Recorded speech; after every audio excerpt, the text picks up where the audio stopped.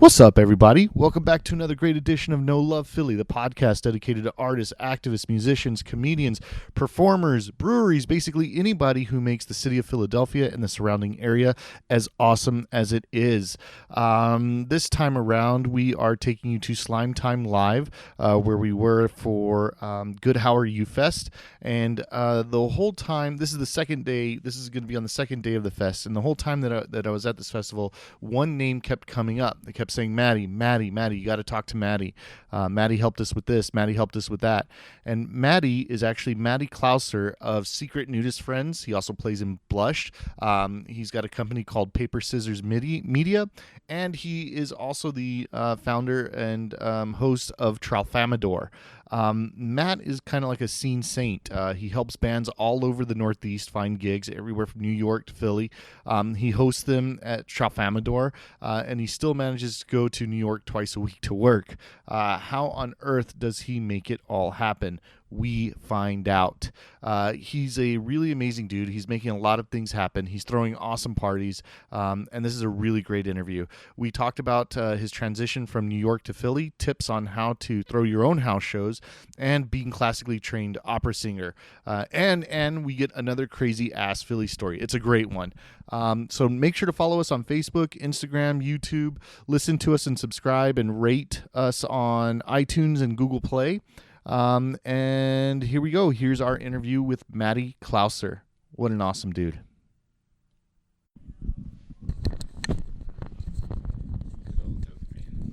Thing that makes us want to do things. Right, cool. That's awesome, dude. So you got some dopamine on your arm. Yes. Yeah, absolutely. Hey, so why don't you state your name, who you are, Sure. what you do? All right. My name is Matty Klauser. I'm from Paper Scissors Media, which is a production, promotion, artist management, tour management company, DIY musicians for musicians, basically just trying to help out musicians, mainly in New York and Philadelphia. I also play drums in Blushed and sing and play guitar in Secret Nudist Friends. And I run the house space, DIY space, TRALFAMADOR in Point Breeze, Philadelphia. That's awesome, man. So you really do a lot in this scene. You're almost like a scene saint, man. I mean, Hopefully. I hear that you've done so much to help so many other people. How do you find time to do it all?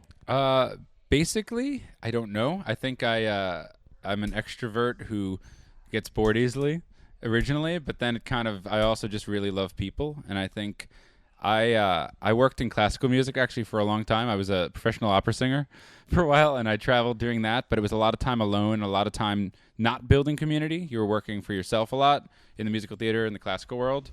So I came back to doing this about 5 or 6 years ago because I wanted community and I wanted to collaborate.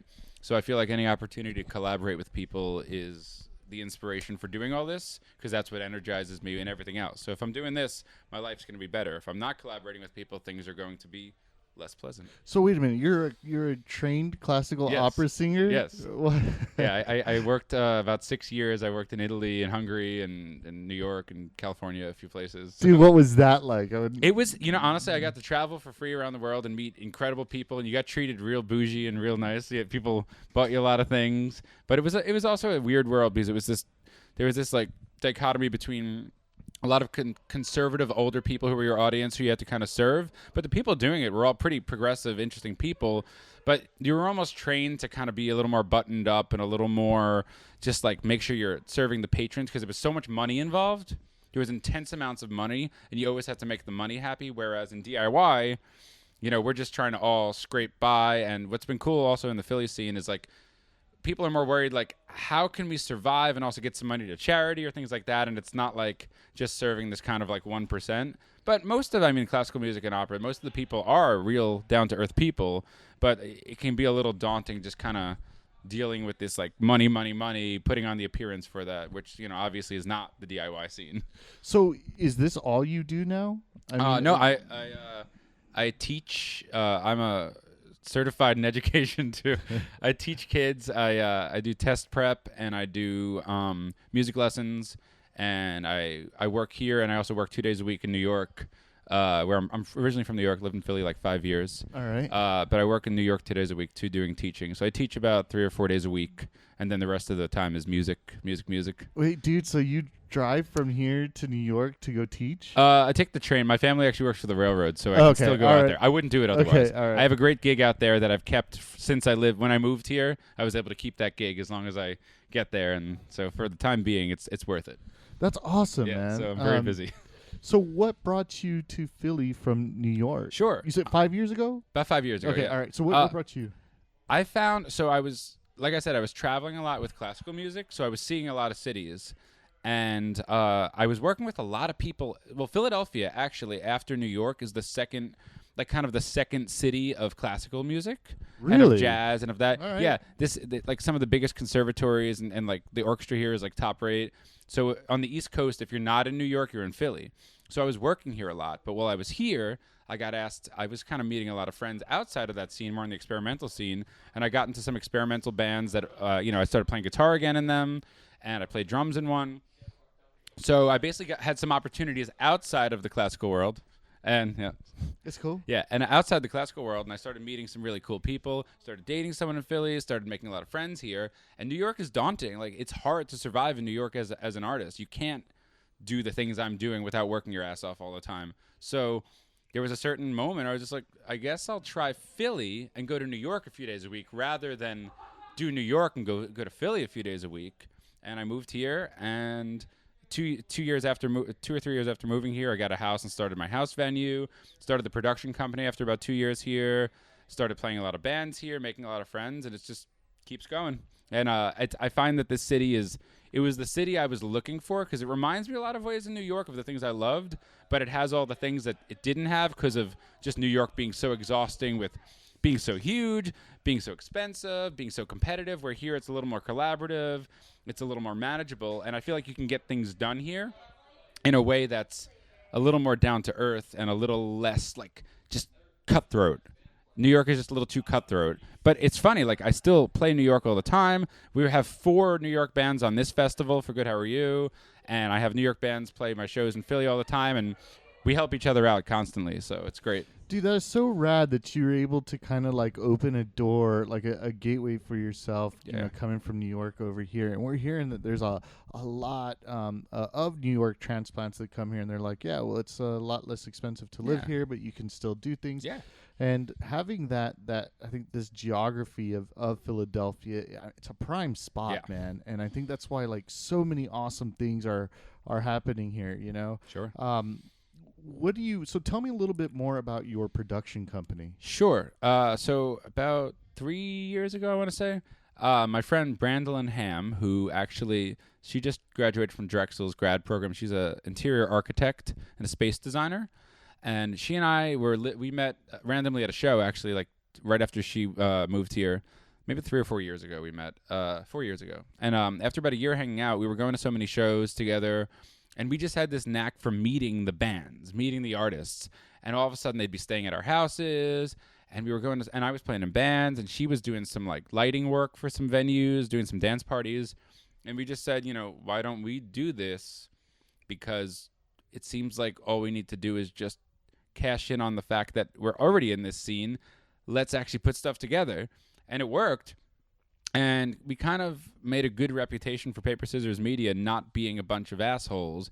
And anyone who has worked with us, worked for us, worked on our shows, like the big rule is that we're not opportunists. We're not trying to take advantage of anyone. Bands get paid before anything else. We're trying, like, obviously to create a legitimate thing, but it's not a scheme. We're not trying. A lot of promoters that I had worked with before getting into promotion are great, but a lot of them, the smaller companies, usually the ones that don't do well, where they mess up is they're nickeling and diming artists, and they're forgetting that you're nothing until you build a community. You're nothing until you build trust of the arts community. If you eventually want to get paid for this stuff, that's great, but you should still pay your dues. And especially in a city like Philly, which is so DIY ethos, if you're not in that mentality, you're probably in the wrong place. So we really everybody's got to pay their dues. Yeah, and what was really cool is we got into it together, and it just worked because we just wanted to make friends, go to cool events. Ultimately we just wanted to go to shows for free. Come on.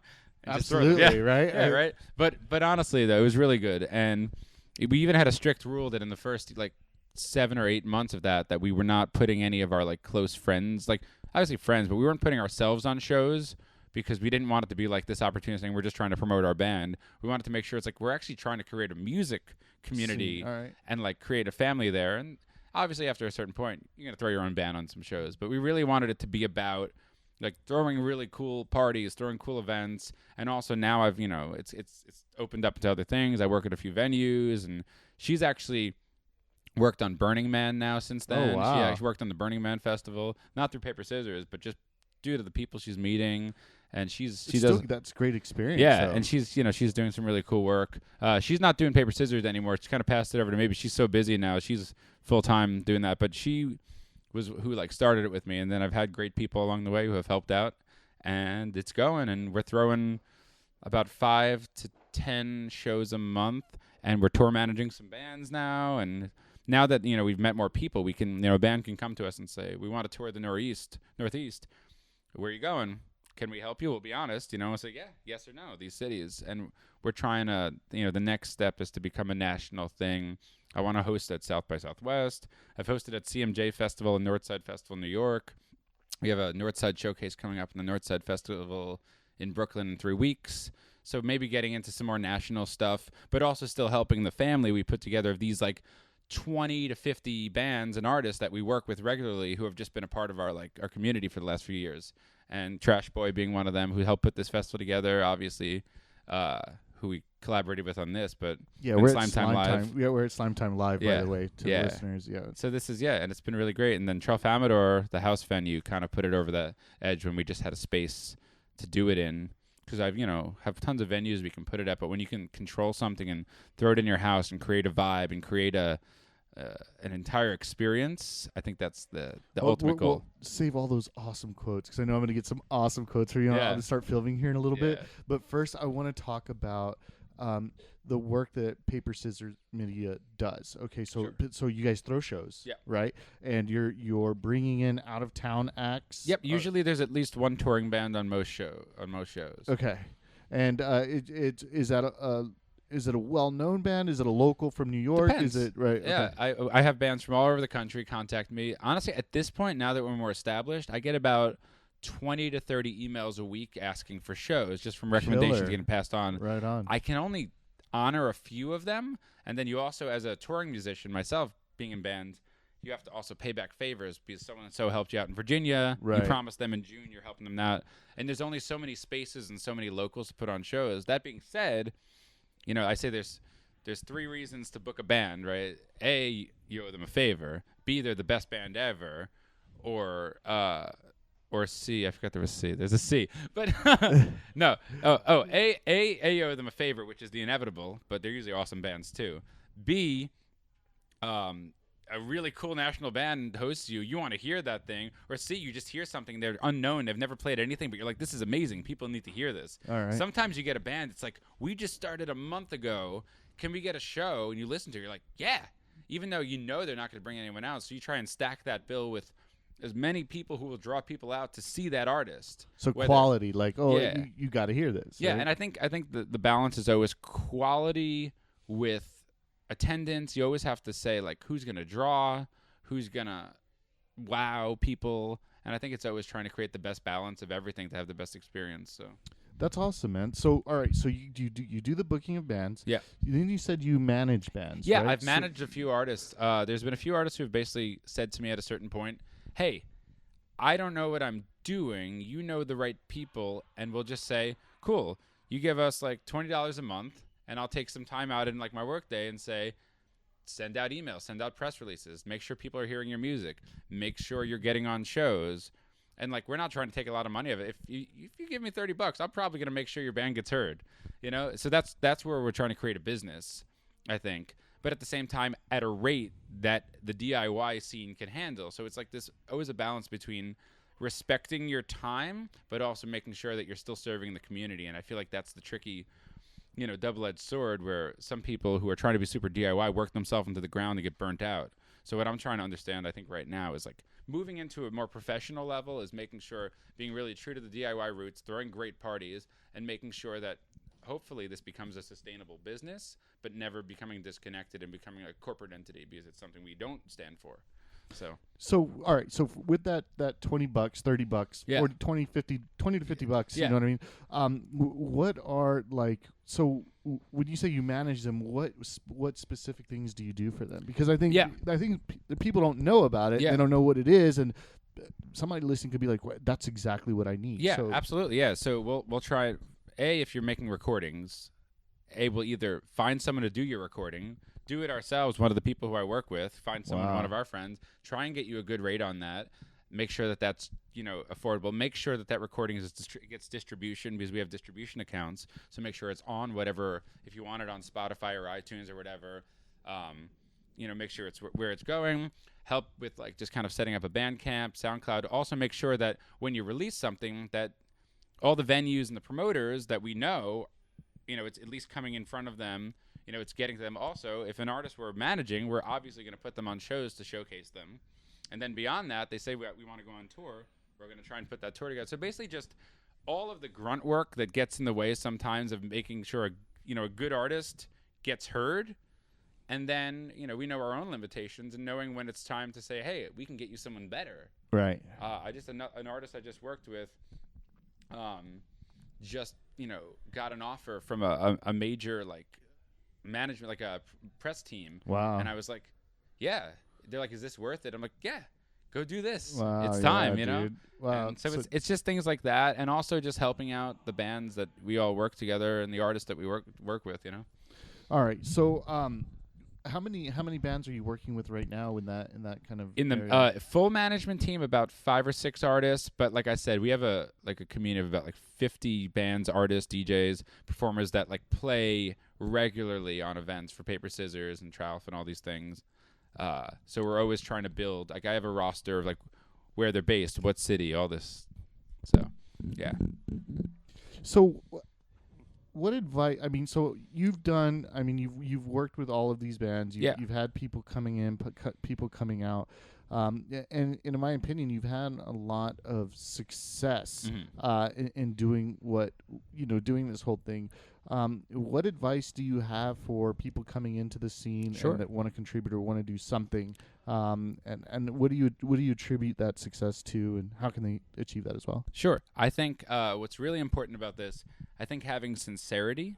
I think if you truly want to be a part of something, and I think if you want, you want to be a part of the community. If you're going into the DIY world versus, the corporate world, if you have the money to do it and that's the route you want to go, there's a lot of people you can pay to do this on a much bigger level. But if you want to come out of a city like Philadelphia, or we work close with a lot of the smaller DIY labels in Brooklyn, and these people, it's about community. Every one of these people have these go-to of their 30 or 40 friends and musicians who just help each other out. I say make friends, go to shows, talk to people. Don't over-promote either. Don't go to a show with the intention of dropping your band. Go to a show because you want to see cool music. And then if you genuinely think you've made a connection with someone, say, hey, you want to check out my music? But I think the truth is just be humble, be sincere, work on your music, make sure the music is good, obviously. But I think just make as many friends as possible and be supportive of each other, and people will not hesitate to help you out if you're helping each other out. It's creating a supportive community. Yeah, it seems like there's a huge. I was talking to some bands yesterday at your spot at TRALFAMADOR, and they were kind of talking about people in the scene that kind of brought them in, took them under the wing, and started getting them shows, and was like, wow, this city really fosters that kind of growth. I think that's why I stayed. I think that's why it was eventually it went from, I'm going to try Philly out to, well, if I'm going to do this is where I'm going to be. So let's talk about TRALFAMADOR a little bit. So first of all, the name. I looked it up, and I was like, what is this? Why don't you explain to everybody? Well, it actually appears, most people know it from Slaughterhouse-5. Okay. I actually have a So It Goes tattoo on my left arm, which is also from Slaughterhouse-5. But it's the kind of fictional planet where Billy Pilgrim is imprisoned in the human zoo there. But it appears in Sirens of Titan. It's kind of his alien planet that he created. And there's in different books it has a different meaning. But the TRALFAMADORians are the the aliens who interact with humans in the Kurt Vonnegut book. So it's also this planet where time kind of has its own, its own way of moving, which hopefully I guess time should move at different times. We have perception, but then we're getting into the Right. some crazy things. But yeah, and my old roommate actually picked out the name. My old roommate Susie, who moved into that house with me originally. Okay. Did she play for? No, she's not in the band. Okay. No. All right. But she when she moved in, we were thinking of names, and she came up with the idea as like kind of like creating our own little planet, you know. Here's our planet, and we were both big Vonnegut fans, so it just seemed like a good route to go on that. And it is. See, I mean, Yeah. I really dug it. So I'm going Yeah. to do is I'm going to turn the camera right next. This is a part that I kind of wanted to Cool. hit. Let's do it. But what I wanted to know was, well, first of all, tell me how TRALFAMADOR got started. Sure. So basically, when I started Paper Scissors, well, even before that, when I started living in Philly, you know, the house show scene was king. The DIY scene here is the scene. Most bands who message me and say, I want to play Philly, they're not asking to play this bar or that venue. They're like, what house can we play? Because they know that that's where it is. And I guess when I started getting into the house venue scene here, it blew away what I knew from New York when I grew up. You know, it just wasn't like this on this scale. And I'd been to these places that I just had the best time. So I guess my goal was, you know, when I was moving out of my last place, I was like, I want a house that I can practice music, play music, throw parties, but I want to throw shows. And I found some cool people who wanted to live with me and get into that dream. And I have a whole new crew. My new crew is even more into it. But I think that the goal was throw really good parties, but no garbage, no, like, we want to keep the place clean. We want the house to be welcoming. We don't want to seem apathetic. We don't want to just be sitting around looking like we don't care. We try and throw it like it's, you know, any venue, any good venue. You know, we put a lot of money and time into the sound and the setup. And it's not an ideal space because it's a house. It's not made for this. You know, we're going to knock this thing down one day, probably. But we just want to throw something that feels both professional but also like the best house party you could be at, you know? And I think that's when we have those nights where it just goes right. Like yesterday was one of those where it's just like this great party, but also like the music sounds great. People are having a great time. We have a place for people to crash. And I think that's the dream in the DIY scene, is to be able to have your own event, have a place where you can do the music, and, you know, God forbid anyone needs a place to sleep, get on the damn couch. There's a place for you, you know? So so the other question is, what does it take to run a successful house venue? Cleaning. There's a joke I have running when we first before people had like known what we were doing, like the Tralf was one of the venues. Basically, like, even by show 20, people were like, oh, is this your first show? Your place looks so clean. It's going to be trashed. And you know what? If your house is clean, when people come into it, they clean up after themselves. And if you kind of, you know, if you treat it like this is also a home, you know, I think a lot of what happens, people get really burnt out on house venues because their place gets trashed. Even the venues that are, like, legendary and cool, like, that have done a great job running shows, like, you know, people just kind of let it go to hell. And I think what's been really cool about our house and what people have always liked is that it still feels like a nice place to be, but it's also like a great party. And I think part of it is just when you pick the bands and the people, you know if a band has a bad reputation of just being jerks, you don't want them in your house because they're going to bring jerks into your house. Obviously, the doors are open to whoever wants to come to a show.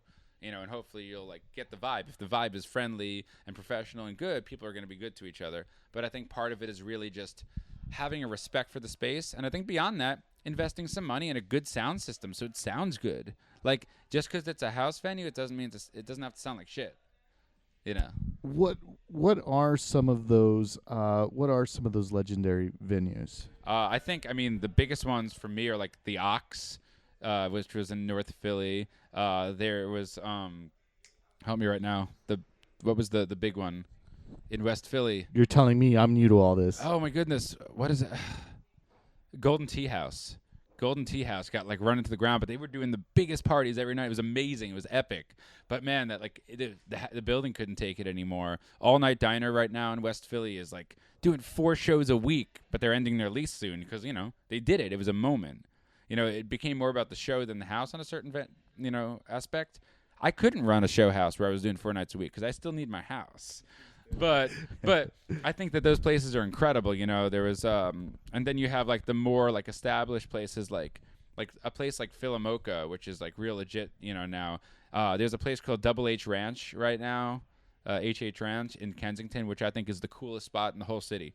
I like it better than anywhere in the world. It's like a bike garage with an atrium and a house and a giant like subterranean world. But they do shows once a month, so they can keep it going. HH Ranch. Yeah. I gotta check that out. Yeah, it's amazing. It's incredible. But I'm saying it's like that's the balance. You can either run it into the ground or kind of sustain it. And a lot of people are like, that's also one of the aspects is like deciding how much you want it to be just a venue or be your home. And all this shit's illegal. So it's also about making sure that these addresses and these things don't get into the the wrong hands, because ultimately this is not okay, but it's okay. You know what I mean? And I think we've talked about this in an interview that Slime Time guys and us did recently, is just really being good to your neighbors.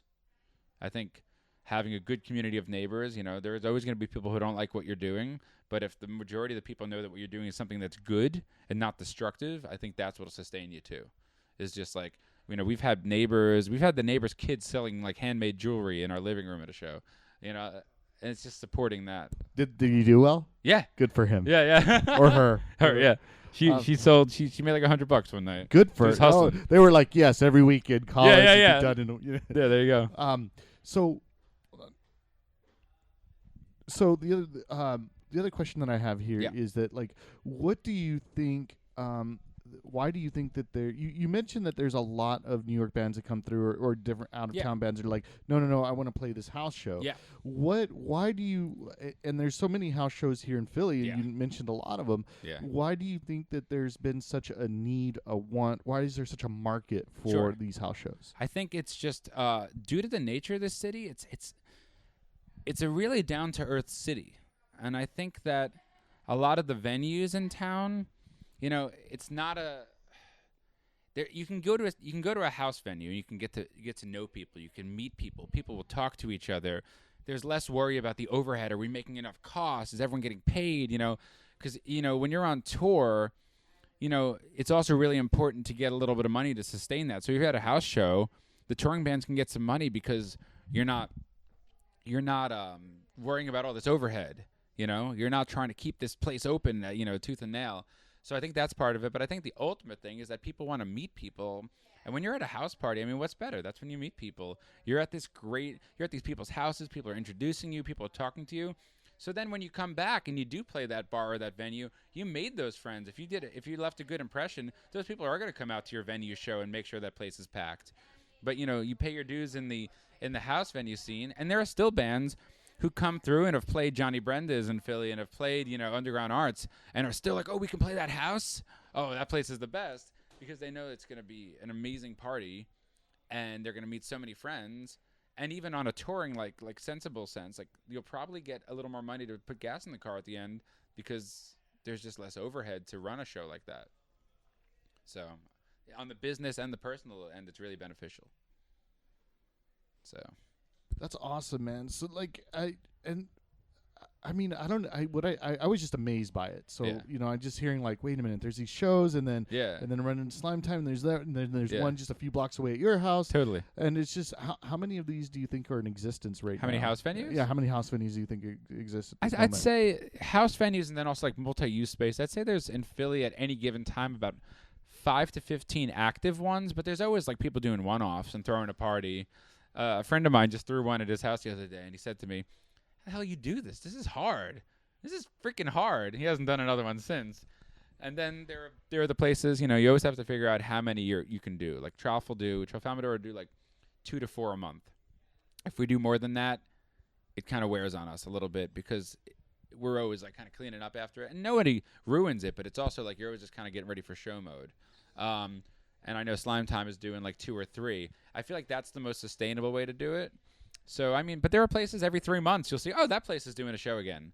So, there's always at least like 5 to 15 active spots in the city. And a lot of them are also college houses, like people who are like renting a house for a year. And once they all move out, it kind of comes to an end too. So that's also the natural kind of ebb and flow of the house venues. All right, so you how would you describe the energy in a at a house show like downstairs? Yeah, how describe that? I think it's just. I hope. I mean, people are interested. People are trying to celebrate there. Like people just want to. It pulls away some of like the distraction. I feel like it's just like you can just like get really intimate, get really close, and really pay attention. I've discovered some of my favorite bands at house shows, and there's a certain like exuberance of like being 2 feet away, 1 foot away from this incredible music, and you're like, holy shit, why are we in a basement? We should be at Underground Arts right now. We should be at TLA because this is so good. But would it even be as good as it is right now in this basement? I think that people really love that intimate, intense setting, and the fact that when they get off stage or when they walk out of that space, they got to walk through you, schlep all their gear around, and it's always like it's crowded, it's cramped, it's sweaty, and it's great. I think people love that. I think as like animals and as like primalistic beings, we just want to be close and sweaty, and there's nothing that gets you closer and sweaty than a space that's not really meant to do it. A dirty basement. A dirty basement, that's not really meant to do it. We're going to cramp as many people in here. Oh, you broke my HVAC? We'll just tape it up. Which happens, by the way. Oh, the HVAC fell down. Hold on. I got to tape that thing up. Wow, dude. So wow. it is. Do you have any horror stories from doing these house shows? House shows, no. Venues, yes. Oh, really? And that's why I do that's why I love the house show scene. I've had a million venue horror stories, shady promoters, places that hire a sound guy who's getting paid and he doesn't even know how to work the board, people being really terrible at the door, lying about prices, and that just doesn't happen at house shows, and that's why it's different. And yeah, some people are like, oh shit, my house got trashed at the show. But it's because you had a hardcore band in your space that fits 20 people, and you know that they're notorious for breaking things. It's your own fault. So, Got it. No, at my house, no. At this place, at Slime Time, no. At a house show I've been to, no. I have not had a horror story. Wow, man. Venues, awesome. yes. I've had some venue shows where I had to like call a promoter for a week to find out like what happened, and you have to, for a certain point you have to give up because you realize that they're a crook, and that doesn't exist in this scene. And if it did, they wouldn't be around for long because it polices itself. I hear you. People would be gone. No one's going to want to work with you if you throw, a crappy event and then you cheat people and you're not kind, So another question that I like to ask, I'm doing this news segment called CAPS, CAPS, and it's crazy ass Philly stories. Yeah. And I was wondering if you had any a crazy ass Philly story that you could share with us. God, I have so many crazy ass Philly stories, dude. Bring it. Let's see. One night, I'll tell you. Okay, we had this. I'll tell you a great house show story. This one night we had 2 touring bands and only 2 locals. I didn't think a lot of people would come out. It was a Friday night. Turns out my house, like until about like 10 o'clock, there's only like 10 people there. We thought it was a bust. And all of a sudden this crew of like 40 people show up, right? And there's like people like, hello. Sorry to interrupt. Yes. I don't know where Britt is. I have her phone number because she's on next. Yes. I'll be right there. Okay. Have the other band set up. Yeah. Have Balding set up. Yeah. Balding's after that, so Cool. just setting I'll up. just do this and come back. This is great. So all these people show up. People are in like costume, and they had heard that like a lot of times at TRALFAMADOR we'll do like dance parties after because I have this ridiculous sound system because I just love dance parties. And this crew of like 40 people show up, and literally the party started. So the last band plays. The people are just at my house till 1 a.m. We walk down the street, go to a dance club. We literally took over this place. There's like people like giving out free freaking drugs. There's all this stuff. Just people just show up because they're like, oh, we just heard this is a great party. And we have all these friends from out of town. They say it's the best night of their life. We end up staying up till 6 a.m. at a park with like an after party. We got like all these people from like strangers, but they just like had heard this was cool parties. And like that's what can happen when you throw a cool house show. You can have a band from like Seattle, a band from New York, all these strangers, all this stuff, everyone getting together, dancing, and everyone falling asleep on your living room floor at the end of the night and just like being the ultimate party. And it's like not shitty crazy, it's the perfect crazy. It's just community, and like I have a lot of crazy stories that are nuts, but the craziest is just when everyone kind of showed up, rolled out at like 10 o'clock, and made sure we partied till 5 a.m. and gave people a lot of free drugs and had a lot of good time. All right, man. I know that you're super busy. I got to go downstairs, yeah. Hey, people want to follow you, find you. How do they do that? So on Facebook, Paper Scissors Media. On Facebook, TRALFAMADOR. On Twitter, Paper Scissors Media. Instagram, Paper Scissors Media. Bands, Blushed Band. is our handle on pretty much all social media. For Secret Nudist Friends, it's either Secret Nudist Friends or SNF Philly. Check out our music for my bands because we're also trying to make a lot of music. And yeah, just come to shows. Go on the TRALFAMADOR page. We post things. We ask you don't share the addresses of any of these DIY venues with anyone you don't feel comfortable with, and keep it to be a safe, respectful space. That being said, bring your friends, have a great time, and have great parties, and treat each other well, and help each other make music, but also help each other, make friends, have a good time. Awesome, Matty. Thank you so much for your time, Thank buddy. you. Thank you. Have a great one. Thank you. Awesome. Hello, everyone. I hope you all enjoyed that podcast. I wanted to let you guys know that we are on Patreon. That's Patreon.com. Basically, what it is you can sign up and you can donate as little as $1 to continue to get this thing going. Allows me to kind of make some business cards, to continue handing those out, continue hitting up shows, and being able to bring you this content. You can donate as little as $1. I have things going on where you can get a sticker, a shirt, an advertisement if you wanted me to do one of those for you. But check us out on Patreon. That's patreon.com/No Love Philly. And sign up with us today. You can get exclusive content, stickers, shirts, even advertisements if you want them. But hit us up and see us there. Thank you.